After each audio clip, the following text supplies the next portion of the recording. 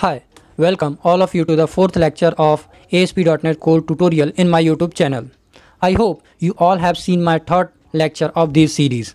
If not seen, I have given the link in the description. Please watch that video first because the entire video of this tutorial is in continuity. And if you have any doubt or query, please text me in comment section. I will definitely try to reply it. Now moving on. In this lecture we will learn what is controller and how to create controller in ASP.NET Core. When we are using model view controller pattern in our application, it helps us to create apps that have components loosely coupled with each other. That is input logic, business logic and UI logic. This separation helps in managing complexity. It enables us to work on one section without too much concern about the another sections at a time. For example, you can work on view code without depending on business logic. In ASP.NET Core, controllers are responsible for controlling the flow of application execution. When you make a request to application for a page, the controller is responsible for returning the response of that request. The controller can either return the view directly or can perform certain operation and at the end return view and provide it with data from model. So we can say that it acts as a coordinator between view and model. The controller receives an input from the user through UI, as we know, then process the user's data with the help of model and pass the result to the view. The view only displays information to the browser. Now we are going to create one controller. For this, just expand Solution Explorer and then right click over controller and then select add and then press controller.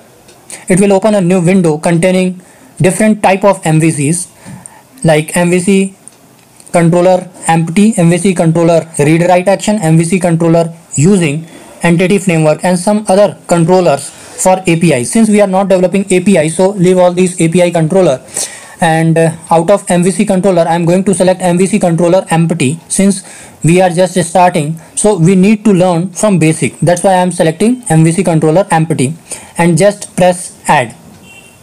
It will open a new window where we have to give name of our controller. Here I am giving patient. Don't remove controller suffix from the name because this name is always there. Okay, and then press add button. It will create a controller for us.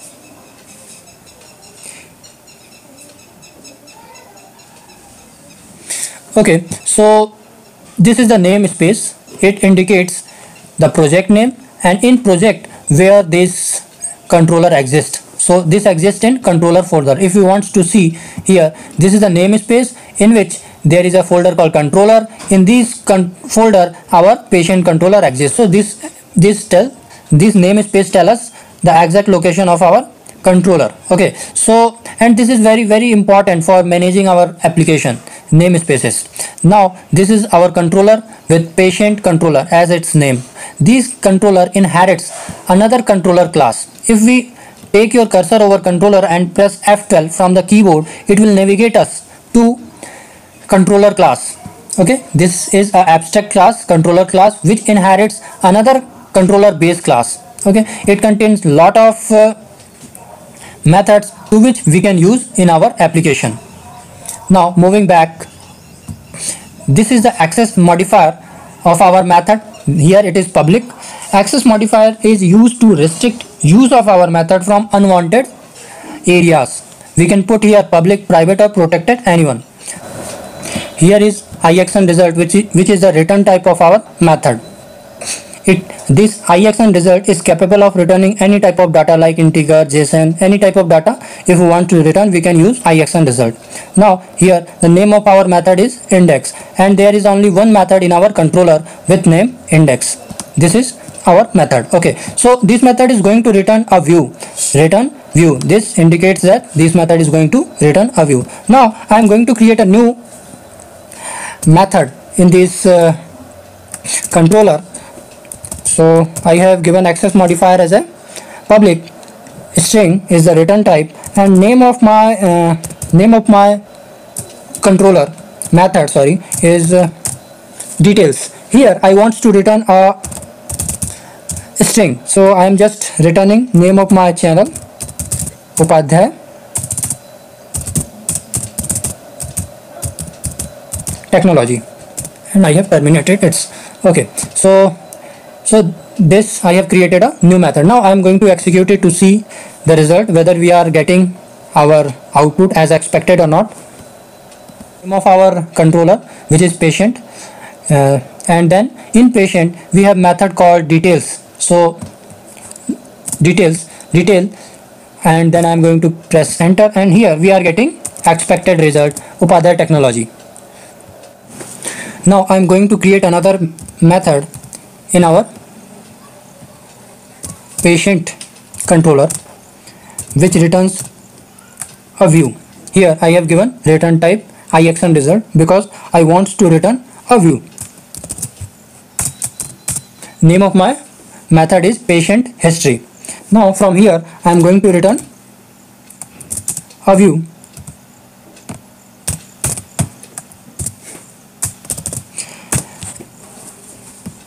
So this is a method which returns a view.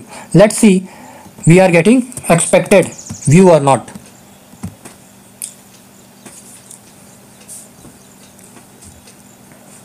We have a method called patient history in same controller. So this is the name of my controller and this is name of my method.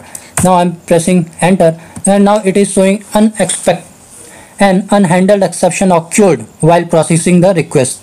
Invalid operation exception, the view patient history. Since it is searching in folder views, a folder patient, and in patient folder it is searching patient history.cshtml file. It doesn't find here. Let's see. So it is searching in our patient folder. So here is patient folder, and in here is views folder. In views folder there is no patient folder. So that's why it is complaining there is no patient folder in view. And in view it is searching shared folder, and in shared folder it is searching patient history.cshtml file. Okay, now let's see. It is searching in shared folder, it is searching a folder with name cshtml. There is no cshtml. That's why it is complaining us that there is a error. Okay. As shown in diagram, browser is searching detail.cshtml file in patient folder, in views folder, which is not present there. So next time it starts searching in shared folder, but there is no patient folder in which details.cshtml file present. That's why it complain us by showing error that page is not found. I have viewed this page at these locations. And actually this is a way a browser searches view pages in MVC. First it searches a folder with name view. If it found, then it start finding a folder with controller name, and again if it found it, then it start finding a file with same name as method having extension cshtml. And if it not found, then it start finding a folder with shared name in views folder.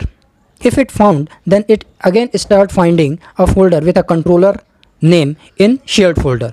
And if it find it in shared folder, it tries to find a file actually with cshtml extension and name same as method name.